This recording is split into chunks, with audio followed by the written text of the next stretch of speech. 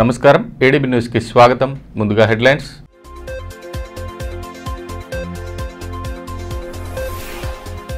ఆదివాసీ సంఘాల పిలుపు నేపథ్యంలో జిల్లాలో ప్రశాంతంగా ముగిసిన బంద్. వ్యాపార సముదాయాలను మూసివేయించిన నేతలు. విద్యా సంస్థలకు ముందుగానే సెలవు ప్రకటన. జైనూర్ ఘటనలో నిందితుడిని కఠినంగా శిక్షించాలని ఆదివాసీ నాయకుల డిమాండ్.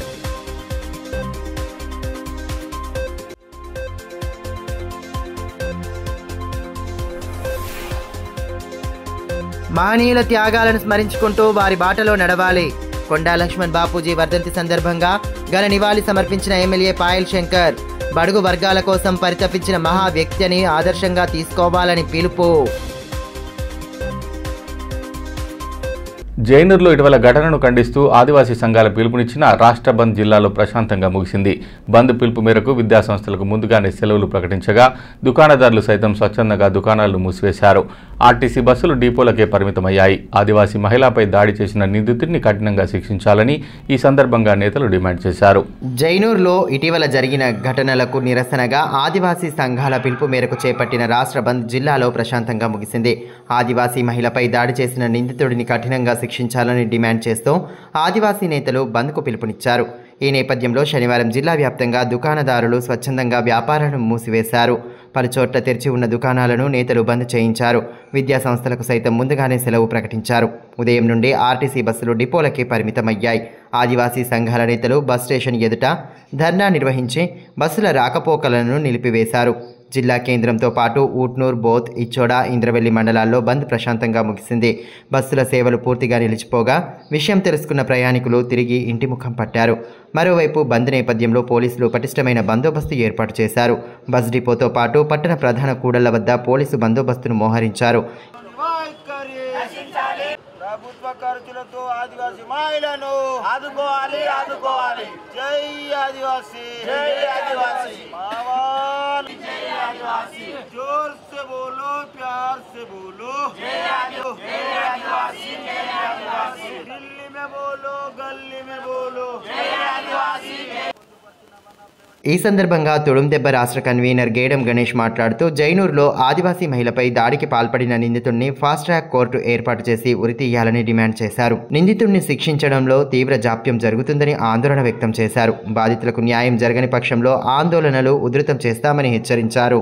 తెలంగాణ రాష్ట్ర ప్రభుత్వం అదేవిధంగా గవర్నరు నిర్లక్ష్య వైఖరికి నిరసనగానే ఈరోజు తెలంగాణ రాష్ట్ర బంద్కు పిలుపునివ్వడం జరిగింది.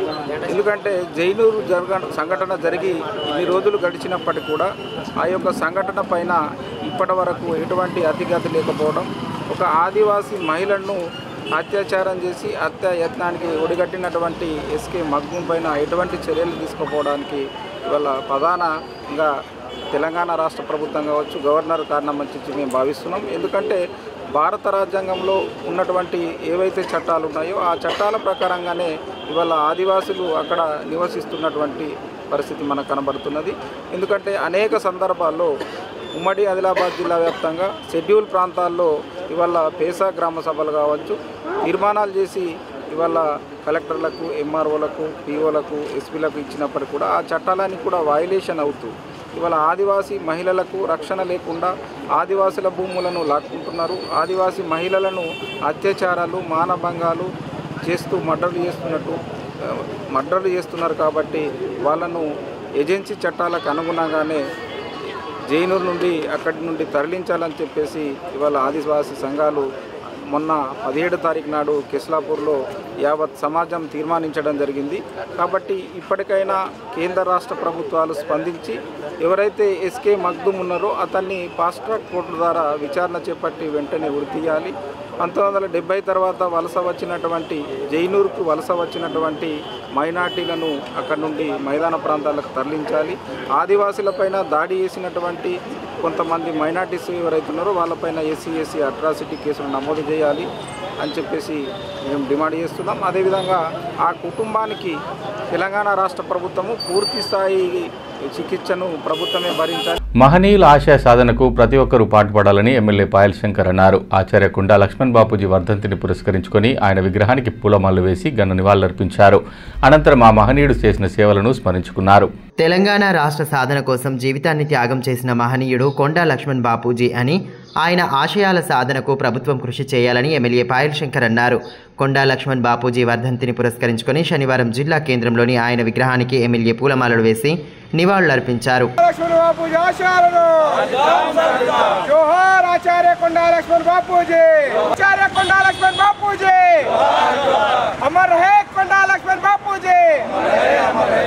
అంతకుముందు పద్మశాలి సంఘం నేతలు, బీసీ సంఘం ప్రతినిధులతో పాటు పలువురు పట్టణ ప్రముఖులు కొండా లక్ష్మణ్ బాపూజీ విగ్రహం వద్ద పుష్పాంజలి ఘటించి ఘన నివాళి సమర్పించారు.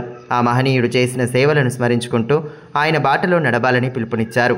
కార్యక్రమంలో బీసీ సంఘం అధ్యక్షులు చిక్కాల దత్తు, పద్మశాలి అఫీషియల్స్ ప్రొఫెషనల్స్ జిల్లా అధ్యక్షులు బేత రమేష్, తాలూకా అధ్యక్షులు బొమ్మకంటి రమేష్, జక్కుల సత్యనారాయణ, విఠల్, బూర్ల శంకరయ్య, దాసరి రమేష్, మోర ఆశన్న, తుమ్మరాజు, పద్మావర్ రాకేష్ తదితరులు పాల్గొన్నారు.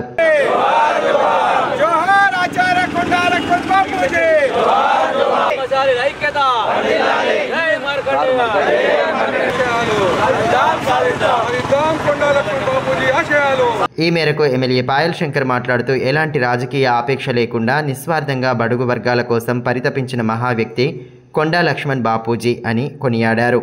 ప్రభుత్వం ప్రతి మండల కేంద్రంలో ఆయన విగ్రహాలను ఏర్పాటు చేయాలని, ఆయన జీవిత చరిత్ర ప్రతి ఒక్కరూ తెలుసుకునే విధంగా తగు చర్యలు తీసుకోవాలని కోరారు. తెలంగాణ కళ సాకారం అయ్యిందంటే కొండా లక్ష్మణ్ బాపూజీ గారి ఆలోచన వల్లనే ఈరోజు తెలంగాణ కళ సాకారం అయింది. తన జీవిత లక్ష్యమే తెలంగాణ సాధన అని, తన జీవితాన్ని సర్వస్వం తెలంగాణ కొరకు దారబోసినటువంటి మహానుభావుడు కొండా లక్ష్మణ్ బాపూజీ. జిల్లా కేంద్రంలోని కేఆర్కే కాలనీలో నిర్మించనున్న మంచినీటి ట్యాంకు నిర్మాణ పనులకు శనివారం భూమి పూజ చేశారు. కార్యక్రమం ముఖ్య అతిథులుగా ఎంపీ గోడం నాగేష్, ఎమ్మెల్యే పాయల్ శంకర్లు హాజరై ట్యాంకు నిర్మాణానికి భూమి పూజ జరిపి పలు వివరాలను వెల్లడించారు. ఆదిలాబాద్ పట్టణంలో నెలకొన్న సమస్యలను దశల వారీగా పరిష్కరిస్తామని ఎంపీ గోడం నాగేష్, ఎమ్మెల్యే పాయల్ శంకర్ అన్నారు. అమృత్ పథకంలో భాగంగా స్థానిక కేఆర్కే కాలనీలో 19 లక్షల వ్యయంతో నిర్మించనున్న మంచినీటి ట్యాంక్ నిర్మాణానికి శనివారం భూమి పూజ చేసి పనులను ప్రారంభించారు. అంతకుముందు అతిథులకు స్థానికులు సాదరంగా స్వాగతం పలికారు. కార్యక్రమంలో municipal commissioner Qamar Ahmed, EE Gangadhar, నాయకులు లాలామున్నా, అశోక్ రెడ్డి, సాయి, రాము, స్వప్న, సురేఖ, రాజు, నామ్దేవ్ తదితరులు పాల్గొన్నారు.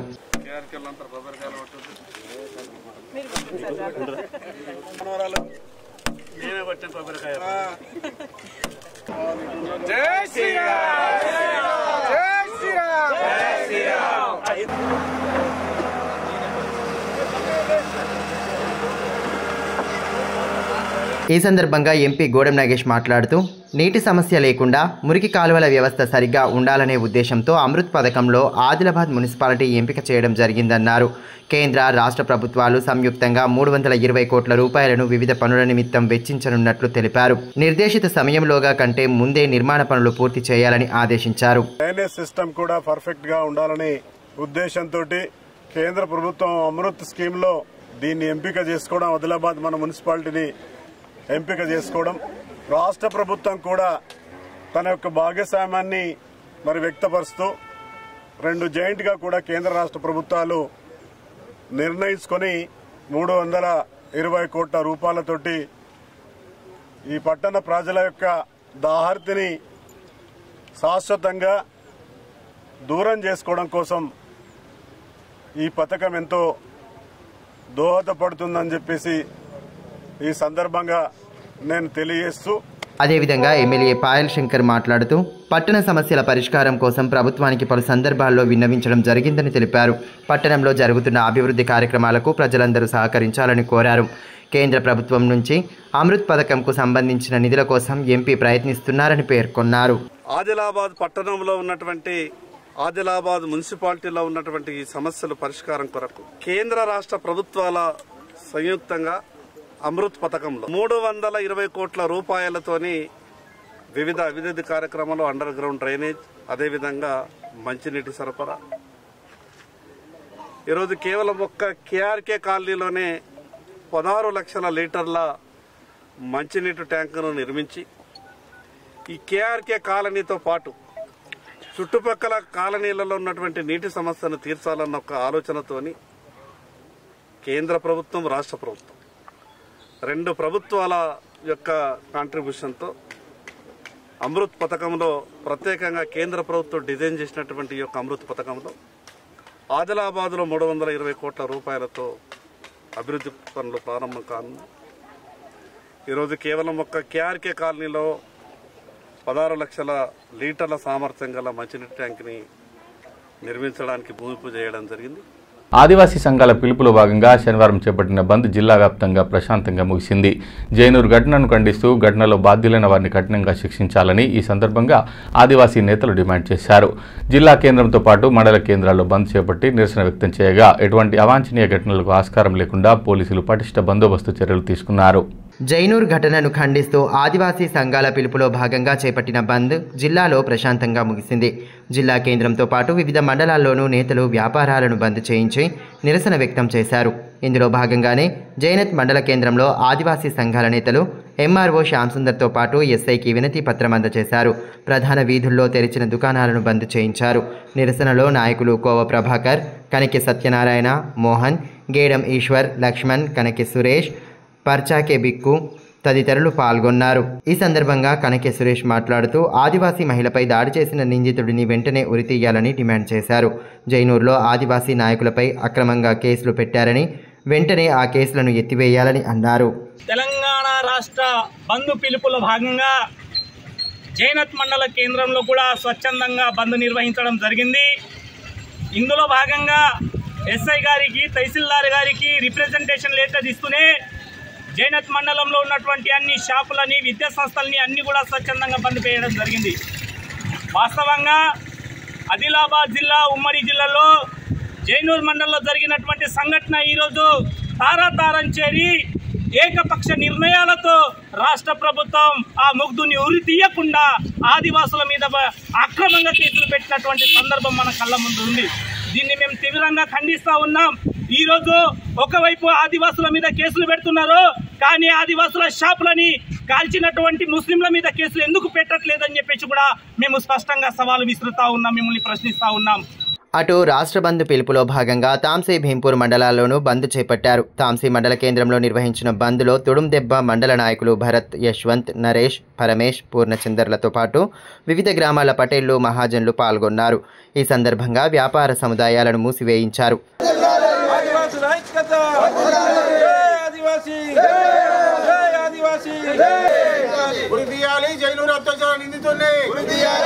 అదేవిధంగా భీంపూర్ మండల కేంద్రంలో వ్యాపారులు స్వచ్ఛంద బంద్ను పాటించారు. తహసీల్దార్ కార్యాలయంతో పాటు పోలీస్ స్టేషన్లో నేతలు వినతి పత్రం అందజేశారు. ఎస్ఐ కలీం నేతృత్వంలో పటిష్ట బందోబస్తు ఏర్పాటు చేశారు.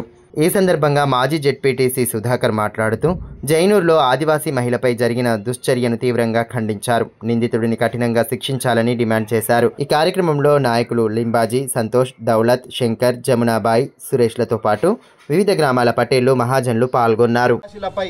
ఎంత హీనంగా ఎన్నో రాష్ట్ర ప్రభుత్వాలు మారినాయి, కానీ ఆదివాసీల సమస్యలు మారలేదు.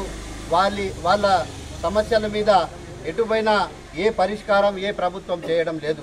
మరి లీలాబాయికి ఏదైతే 31/8/2024 నాడు రాఖీ పౌర్ణిమ నాడు లీలాబాయిపై ముస్లిం వ్యక్తి శ్రీ మగ్దుమ్ అనే ఆయన మరి అత్యాచారం చేసి మరి మర్డర్ చేయడానికి ప్రయత్నం చేసినటువంటి మగ్దుమ్కు వెంటనే ఫాస్ట్ ట్రాక్ కోర్టు ఏర్పాటు చేసి మగ్దుమ్కు బహిరంగంగా ఉరి తీయాలని ఆదివాసీల డిమాండ్ చేయడం జరిగింది. మరోవైపు బేల మండల కేంద్రంలోనూ బంద్ ప్రశాంతంగా ముగిసింది. ఆదివాసీ సంఘాల పిలుపు మేరకు వ్యాపార సముదాయాలను ముందుగానే మూసివేసి బంద్కు సంఘీభావం తెలిపారు.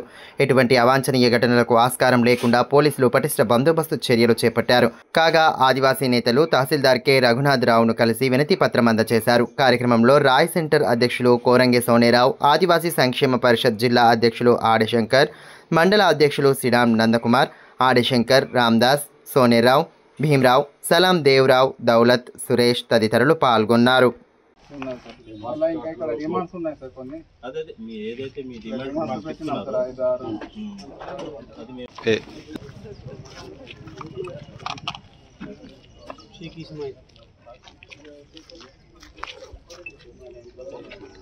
ఇప్పుడు ఎన్నికల నిర్వహణపై విద్యార్థులకు సమగ్ర అవగాహన కల్పించేలా పాఠశాలల్లో మాక్ పోలింగ్ కార్యక్రమాలు నిర్వహిస్తున్నారు. నోటిఫికేషన్ మొదలుకొని ఫలితాల ప్రకటన వరకు అచ్చం ఎన్నికలను పోలేలా కార్యక్రమాలను నిర్వహిస్తూ విద్యార్థులకు ఎన్నికల గురించి అవగాహన కల్పిస్తున్నారు. ఇందులో భాగంగానే తలమడుగు జిల్లా పరిషత్ సెకండరీ పాఠశాల ఆధ్వర్యంలో శనివారం మాక్ పోలింగ్ నిర్వహించారు. ఎమ్మెల్సీ ఎన్నికల మాక్ పోలింగ్ పేరిట ఏర్పాటు చేసిన కార్యక్రమంలో భాగంగా ఓటు హక్కును ఎలా వినియోగించుకోవాలి, ఎన్నికల సిబ్బంది విధులు, పోలింగ్ సెంటర్ల వద్ద ఉండే వాతావరణం వంటి అంశాలను కళ్లకు కట్టేలా చూపారు. ఎన్నికల సిబ్బంది, పోలీసులు, BLOలు, ఉన్నతాధికారుల వేషధారణలో విద్యార్థులు సందడి చేయగా పలువురు విద్యార్థులు క్యూ లైన్లలో నిల్చుని ఓటు హక్కును వినియోగించుకున్నారు.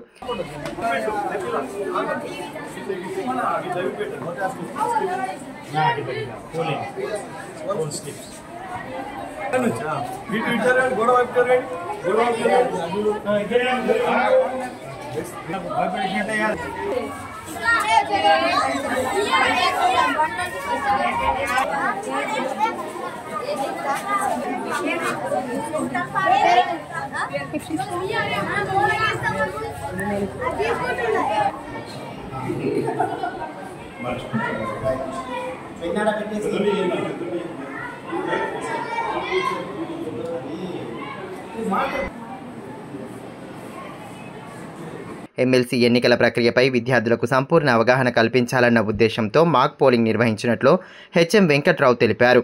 కార్యక్రమంలో ఉపాధ్యాయులు వినోద్ రెడ్డి, రాజేందర్, మురళీధర్, కృష్ణ చైతన్య, శ్రీనివాస్, గ్రామ పెద్దలు కాటిపల్లి శ్రీనివాస్ రెడ్డి, మాజీ ఎంపీపీ కటకం దేవన్న తదితరులు పాల్గొన్నారు. ప్రధానంగా మాక్ ఎలక్షన్ ఉద్దేశము ప్రజాస్వామ్యంలో ఎన్నికల యొక్క ప్రాధాన్యత, ప్రజాస్వామ్యంలో ప్రభుత్వాలను మార్చే శక్తి ఓటుకు మాత్రమే ఉంటుంది. ఓటు అనేది ఒక వజ్రాయుధంగా, శక్తివంతమైన ఆయుధంగా మనం ఎటువంటి శక్తివంతమైన అధికారాన్ని కూడా తొలగించే అధికారం ప్రజల్లో ఉంటుందని భావన కల్పించడం ద్వారా ఈ భావనను విద్యార్థుల ద్వారా సమాజంలోకి చేరవేయడం కోసం ఈ కార్యక్రమాన్ని నిర్వహిస్తున్నాం. అయితే ఈసారి ప్రతి సంవత్సరం కూడా మేము ఈ యొక్క ఎన్నికలు నిర్వహిస్తున్నాం. కానీ ఈసారి ఎన్నికలకు ప్రత్యేకత ఏంటంటే మేము ఎమ్మెల్సీ తరహా ఎన్నికలు నిర్వహిస్తున్నాం. రైతుల కోరిక మేరకే సాత్నాల ప్రాజెక్టు నుండి ఎడమకుడి కాలువ ద్వారా నీటిని విడుదల చేయడం జరిగిందని ఎమ్మెల్యే పాయల్ శంకర్ అన్నారు. శనివారం సాత్నాల ప్రాజెక్టు నుండి అధికారులు రైతులతో కలిసి నీటిని విడుదల చేశారు. ప్రాజెక్టుకు సంబంధించిన వివరాలను ఈ సందర్భంగా అధికారులు వివరించగా ప్రత్యేక పూజలు జరిపి నీటిని విడుదల చేశారు. ఈ సందర్భంగా ఎమ్మెల్యే పాయల్ శంకర్ మాట్లాడుతూ ప్రతి సంవత్సరం నవంబర్లో రైతులకు సాత్నాల ప్రాజెక్టు నుండి నీరు అందించడం జరుగుతుందన్నారు. ప్రస్తుతం ఉన్న పరిస్థితిలో పత్తి పంటకు నీరు కావాలన్న రైతుల కోరిక మేరకు నీరు విడుదల చేసినట్లు తెలిపారు.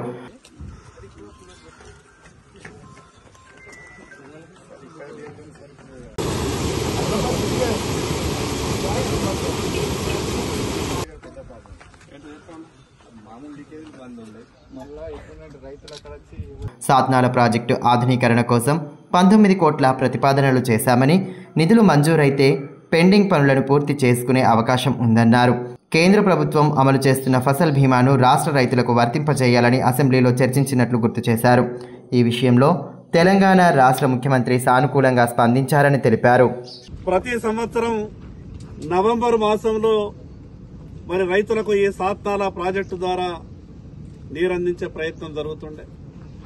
మరి ఈ సంవత్సరం ప్రత్యేకంగా రైతులంతా కూడా ఇప్పుడు ప్రత్యేకంగా పత్తికి నీరు కావాలా, ఈ సమయంలో మరి నీరు విడుదల చేస్తే రైతులకు ఉపయోగం ఉంటుందన్న ఆలోచనతో చాలా మంది రైతులు మరి ప్రత్యక్షంగా కలిసి చెప్పడం జరిగింది, ఫోన్ల ద్వారా చెప్పడం జరిగింది.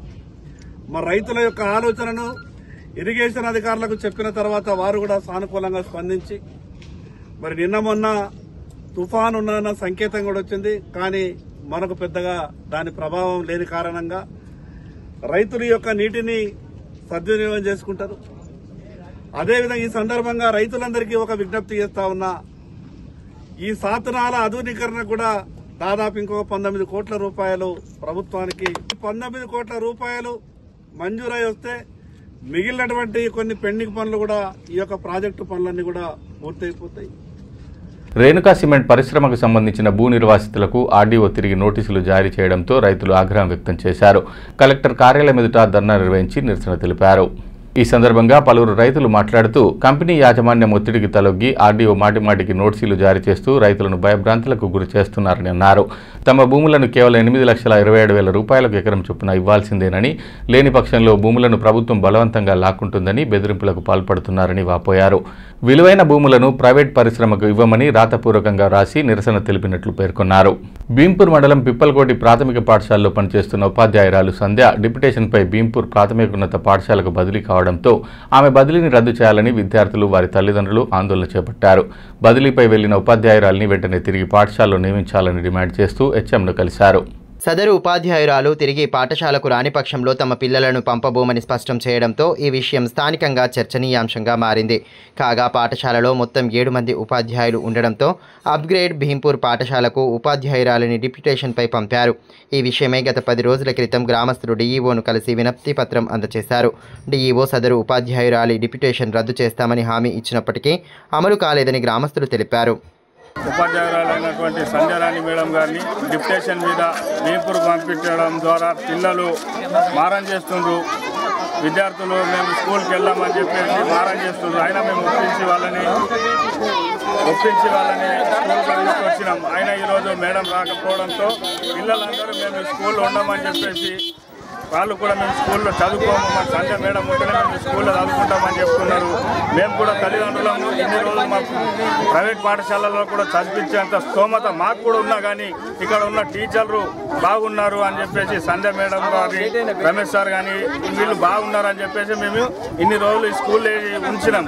ఇవాళ మంచి చదువు చెప్పే టీచరే లేకపోతే ఈ స్కూల్లో మా పిల్లలని కూడా మేము ఉంచేందుకు లేమని కూడా మేము డిఓ గారికి, ఎంఈఓ గారికి కూడా హెచ్చరిస్తున్నాం. ఎందుకు హెచ్చరిస్తున్నామంటే మంచి చదువు చెప్పే టీచర్లనే ఇవాళ మీరు మా పిప్పల్కోటి పాఠశాల నుంచి డిప్యుటేషన్ల మీద వేరే స్కూళ్ళకు పంపిస్తే మా పిల్లల భవిష్యత్తు ఏం కావాలి?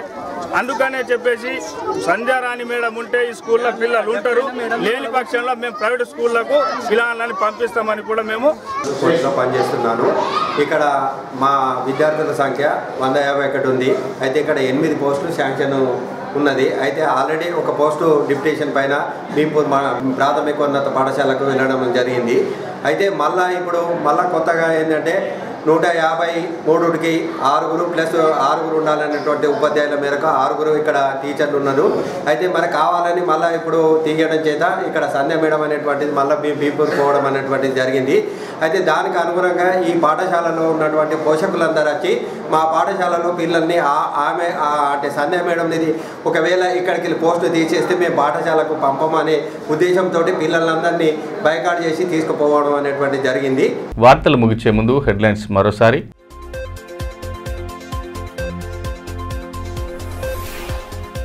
ఆదివాసీ సంఘాల పిలుపు నేపథ్యంలో జిల్లాలో ప్రశాంతంగా ముగిసిన బంద్. వ్యాపార సముదాయాలను మూసివేయించిన నేతలు, విద్యా సంస్థలకు ముందుగానే సెలవు ప్రకటన. జైనూర్ ఘటనలో నిందితుడిని కఠినంగా శిక్షించాలని ఆదివాసీ నాయకుల డిమాండ్.